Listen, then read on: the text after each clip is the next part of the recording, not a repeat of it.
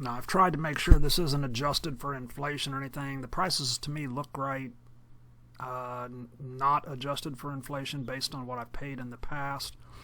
I couldn't find anything that says it's adjusted for inflation, but anyways, this is a silver chart, 10-year silver chart. I wanted to do 10 years because you go back further than 10 years and it does still give you an idea, but when you get back to where the price is like $5, so it's not as easy to look at this chart and make any kind of draw any real conclusions from it. But what you see there is 10 years of silver prices, and as you can see, where it starts and where it ends, it ain't that far.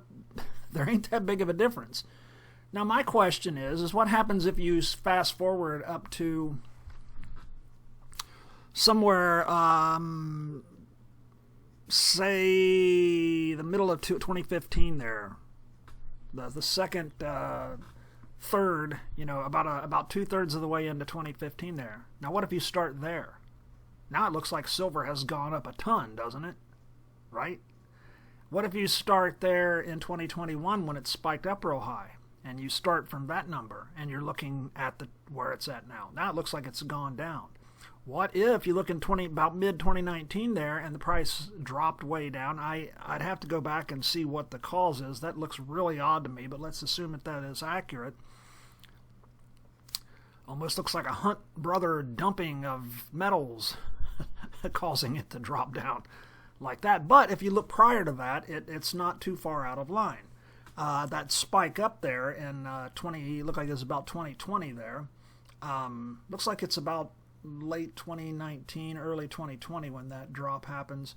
The dates are a little more spread out than I thought. But anyways, you see that if you just take the 10-year beginning and the 10-year end, that there is a slight increase, but it by and large, with all the bumps and dips and all that, it hasn't really gained a whole lot, right?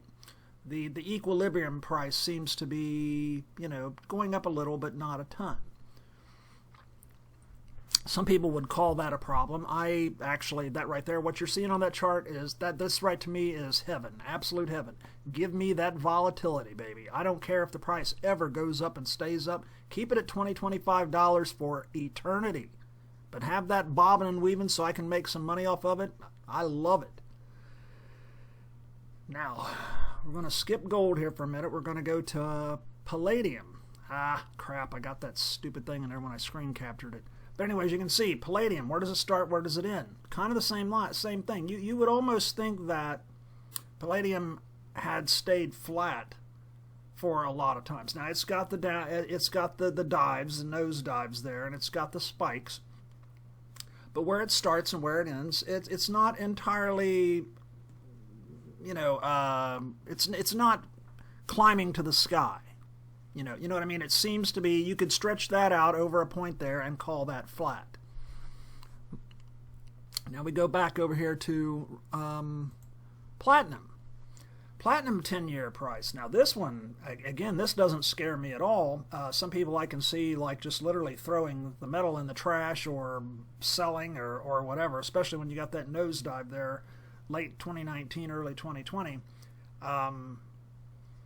When it looks like I can see people losing their minds. They paid $1,400, $1,500 for it. Now it's down to $600 for a little bit. Yeah, I can see some. To me, that means it's time to go buy 5 or 6 more ounces at $600. That's what it means to me. But I can see why some people would panic. But where you see it starting 10 years ago and where you see it ending there is seriously off base. I mean, I just bought platinum when it was like $8.59 recently an ounce. Obviously I have to pay the premium, but the spot price on the Friday that I bought it was $8.59, and it was the lowest it had been in a while to that point. The lower it goes, the happier I am. And that's because I've been doing this a very long time, and I know that these lows are nothing to worry about. They're actually something to cherish, because the lows are where you are actually going to come out ahead, not the spikes. The spikes are usually short-lived, and they a lot of times you can't find buyers that are going to give you that kind of price. They're going to give you like under the value. I got a train coming. I'm going to have to pause this. I'm back. The train guy here, I flipped him off one time for scaring the hell out of me and making me drop my groceries, and so now he blows his horn here every time he goes by just to be an asshole. So anyways, if you look at the beginning of this, you look at the end of this, you're thinking, holy crap, platinum's lost its value. Platinum is actually going down in price. Why would I invest? Well, you have to keep in mind there is a floor. There's a floor because it costs so much to produce this stuff. It's not going to go down below that except in very rare cases unless the metal becomes absolutely worthless, like unusable. But that's never going to happen. Platinum is always going to have a use. Palladium's always going to have a use. They're always going to be mined. They're always going to have something that they're using them in. And they're going, with technology improving and growing, there's always going to be new things coming out to use gold and silver and platinum and palladium and rhodium and all these metals for. So when this price goes down, you're looking at this and you're thinking, okay, platinum's down. Palladium is even. Silver, if you take it from the beginning to the end, is slightly up, but you could call that flat if you wanted to. Now, look at gold over 10 years. This is why I don't like gold, right there. Silver is an industrial metal, right? Platinum is an industrial metal, right? Palladium is an industrial metal, right? All of those are either flat or down from the beginning of the 10-year chart to the end of the 10-year chart. They're either relatively where they started 10 years ago or they are down. Gold, on the other hand, which is not necessarily an industrial metal in any shape or form in the way that those other three are, is actually skyrocketing. Now, why would that be? Why would metals that are used, especially silver, why would silver be barely making any gains when you stretch that line out from 10 years ago to today? Why would silver, being such an industrial metal, be barely up at the end of 10 years, and then gold, which is not really used in industry anywhere near as much, be that high? This is more of a reserve metal. What's causing it to go up?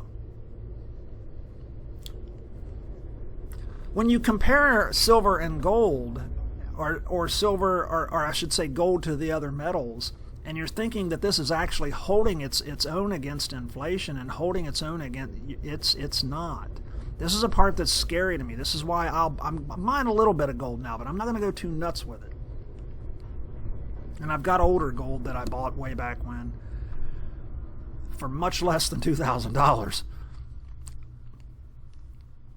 But in my opinion, what's causing this is strictly the fact that it's being bought up by China and banks, governments around the world, us, people like you and me buying it up, buying what we can up, and that is what's probably causing most of the price increase. And the reason I'm saying that is because what happens if China and the U.S. and Canada and all these countries decide, you know what, we're not going to hold a reserve metal anymore. And the banks are like, we're going to go with CBDCs. We're not going to worry about going anymore. We're going to dump it back on the market. What happens to the price when all that becomes available? You see what I'm saying? Now, that happens because it's a commodity, and certainly it could be bought out, and the supply could be bought up again, and it would be, and the price would go back up to something. It might be 2,000, it might be 3,000, it might be 4,000, it might be 1,000. We don't know what would happen in the aftermath of countries just saying, screw it, we don't care about gold as a reserve metal anymore, as a hedge, or whatever reason China's buying up so much gold. Whatever reason we still hold so much gold supposedly in the United States, whatever those reasons are, if they just decide to say, screw it, what happens to the prices? The problem is this is not really an industrial metal. You go back to silver. Silver is an industrial metal. Look at that. Why is it so level? Platinum is an industrial metal. Now, I get it. Catalytic converters and the platinum and palladium will trade off between the two of them based on whichever's cheapest. which in in effect is very good for you and me if we're buying platinum and palladium, because that means that the automotive industry is helping keep these prices beat down closer to their production cost, which means we get cheaper metals because the people know that they're going to go whichever one's lower, so the price is having to come down in order to, you know what I'm saying? The only way they could maybe drive the prices up is by, say, increasing the prices of both of them up to $2,000 again or whatever, and somehow manipulating them and keeping them from coming down. Otherwise, the automotive industry is just going to go for whichever one's cheapest, from what I'm understanding. They're all platinum group metals, so when you see people bashing silver, understand that the silver has an industrial demand that helps create the environment that helps set the cost, the fiat cost. It doesn't necessarily mean that the silver is worth any more or less, because it's not. It's still an ounce of silver. But the problem is that some of them are saying, okay, you needed to get rid of your silver. It's flat. That ain't flat by any means. But then you want to run into gold. It's worth more. It's worth more. Why would you buy gold when it's high? Now it could still keep going up. But my point is why didn't you buy it when it was $500 an ounce or $1,200 an ounce? You're waiting until it's $2,000 an ounce, and now you're panicked and buying?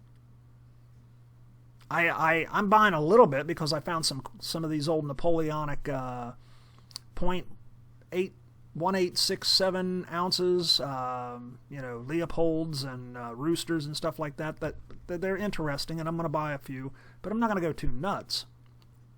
And it's certainly not because of that price. That price is about what's running me off. But I wouldn't mind holding a little more gold. I like the idea of doing this, because if that gold shoots up to $3,000 or $4,000 an ounce, you know what I'm doing? I'm going to take it into my local coin shop when it's worth twice as much as I paid for it, and I'm going to trade it off for this stuff, for silver. Just like I did with my rhodium when it exploded and shot through the roof. Don't get caught up on one metal. That's the worst thing you can do. Don't get caught up on the idea that gold is worth more. Gold's not worth more. The dollar is worth less, and countries are literally buying the gold up, China included, and creating this view that the gold is worth more. The idea that it's worth more when it's an ounce of gold, and it's the fiat value is going to fluctuate. Obviously, you can see it right there on the chart, and just because it's gone up and it's around $2,000 an ounce now doesn't mean it's going to stay there. It could drop down to half of that, and we know that because of, well, that right there. If the demand goes down, the price is going to go down. If the market is flooded because a lot of people are selling, like we saw with silver here recently, it's going to drive the price down. My point is don't get so caught up in gold that you let yourself get screwed in the end, because that's when you're going to be in YouTube crying that gold sucks. I'm running out of time. Y'all have a great day.